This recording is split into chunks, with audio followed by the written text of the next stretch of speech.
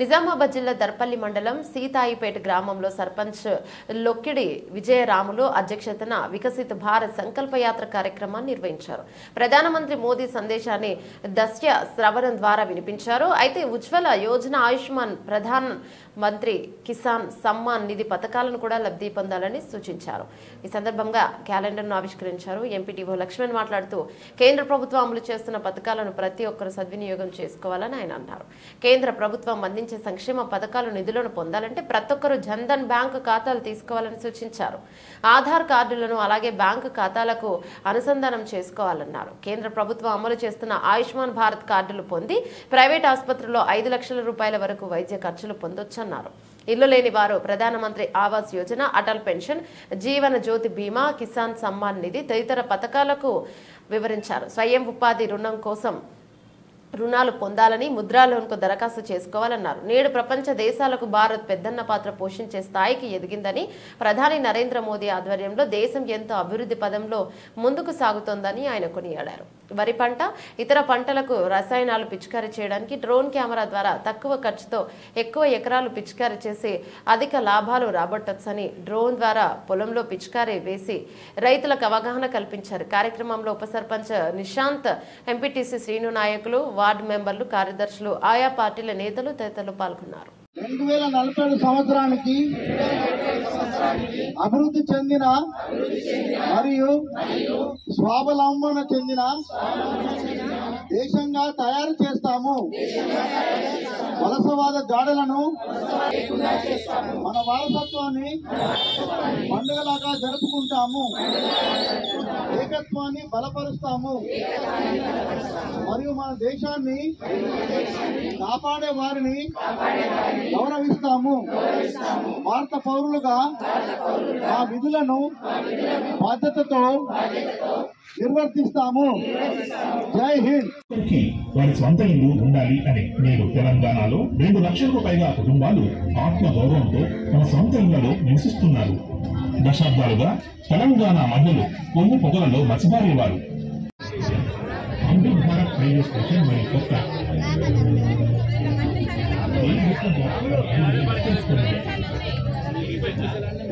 తెలంగాణలో ప్రతి చోట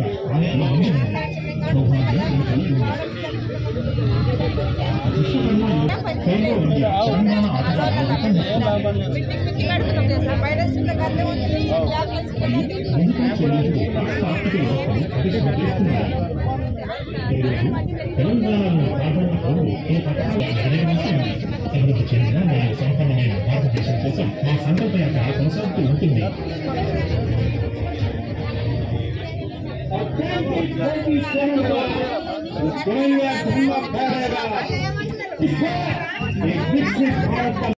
సురక్షితమైన భవిష్యత్తుకు హామీ పొందారు. సుమారు 19 లక్షల మంది మద్దతుగా అటల్ పెన్షన్ యోజన నిలిచింది. సభకు నమస్కారం. అందరూ వచ్చినందుకు నాయకులకు ధన్యవాదాలు. ఇప్పుడు ఏవైతే పథకాలు అయితే ఉన్నాయో అవన్నీ అమలు చేసుకోవాలని నేను మనస్ఫూర్తిగా చూడండి సార్.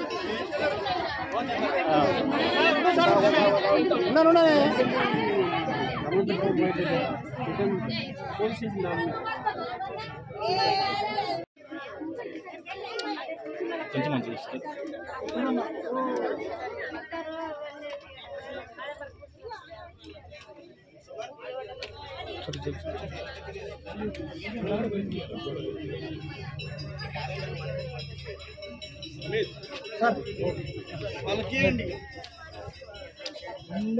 పునరుద్ధరణ మెరుగుదల అవగాహన కార్యక్రమం.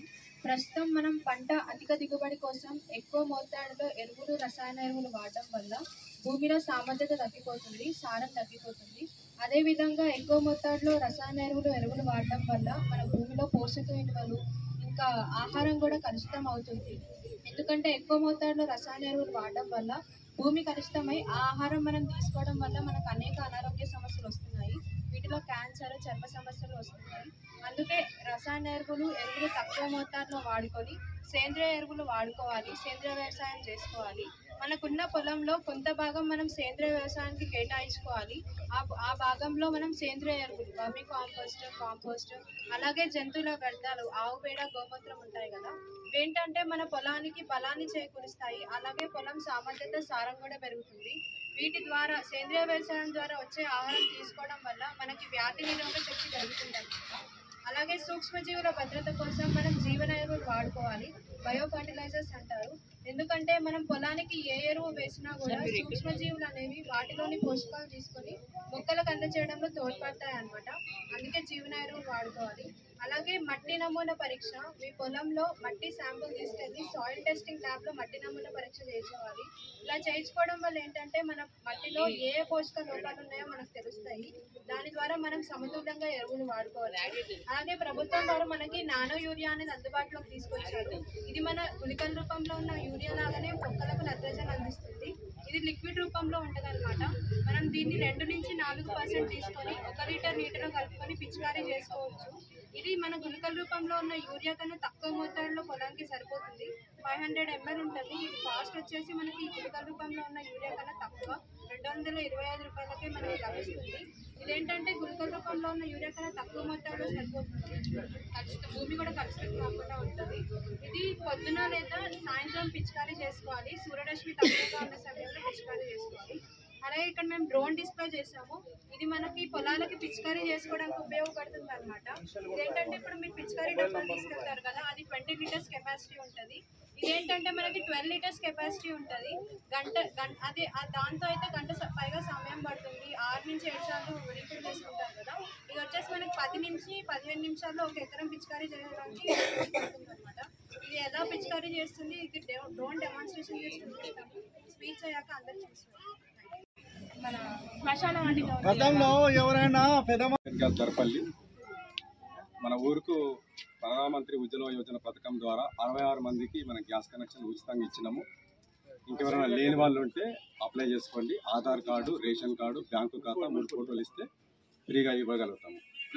ఇంకెవరైనా ఉంటే మాత్రం నాకు కలవండి. లేని వాళ్ళకు పోషణ అభియాన్ ప్రోగ్రామ్ 2018 అదే మైక్ డిస్టర్బ్ అవుతుంది అన్న కూడా కొద్దిగా ఒక నిమిషం. మార్చి నెలలో రాజస్థాన్లోని జుంజున్ జిల్లాలో ప్రారంభించడం జరిగింది.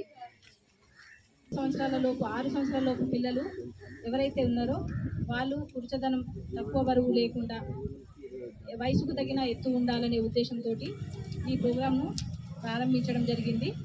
అయితే మనకు 0 నుంచి 6 సంవత్సరాల లోపు పిల్లలందరూ ప్రతి సంవత్సరము పురుషధనం అంటే వయసుకు తగ్గ ఎత్తు లేకపోతే వాళ్ళు కనీసం 1 సంవత్సరానికి 2% అన్నా తగ్గించాలి. ఆ ఎత్తును అనేది మనము వాళ్ళ వయసుకు తగ్గట్టు ఎత్తు పెరగాలని మనం చేయాలన్నట్టు. ఇంకా 3 సంవత్సరాలకు గాను వాళ్ళు 6% అనేది వయసుకు తగ్గ ఎత్తు పెరగాలి. అదేవిధంగా తక్కువ బరువు ఉన్న పిల్లలను కూడా మనం నెల 0 నుంచి 6 సంవత్సరాల లోపు పిల్లలందరూ మనం సంవత్సరానికి 2% గాను తగ్గించాలి. అదేవిధంగా 3 సంవత్సరాల వరకు మనము 6% గాను తగ్గించడానికి అవకాశం ఉంటుంది. అదేవిధంగా మనము ఇంకా పిల్లల్ని మనం జబ్బ చుట్టూ కొలత ద్వారా కూడా వాళ్ళ యొక్క బరువుని, వెయిట్ని, ఎత్తుని మనము అంచనా వేస్తుంది. ఇంకోటి వచ్చేసి ప్రతి గర్భిణీ స్త్రీ అంగన్వాడీ కేంద్రానికి వచ్చేసి భోజనం చేయాలి. ఆరోగ్యలక్ష్మి భోజనం చేస్తూ రోజు గుడ్డు, పాలు, ఒక పూట సంపూర్ణ భోజనం అంగన్వాడీ సెంటర్లోనే తినాలి. ఎందుకు తినాలి? ప్రతి ఒక్కరు టిఫిన్స్ అడుగుతున్నారు. టిఫిన్స్ ఇవ్వడం వల్ల ఏం ప్రాబ్లం అవుతుంది? మనము ఇక్కడ నుంచి బాక్స్ పట్టుకొని వెళ్ళిపోతున్నాం.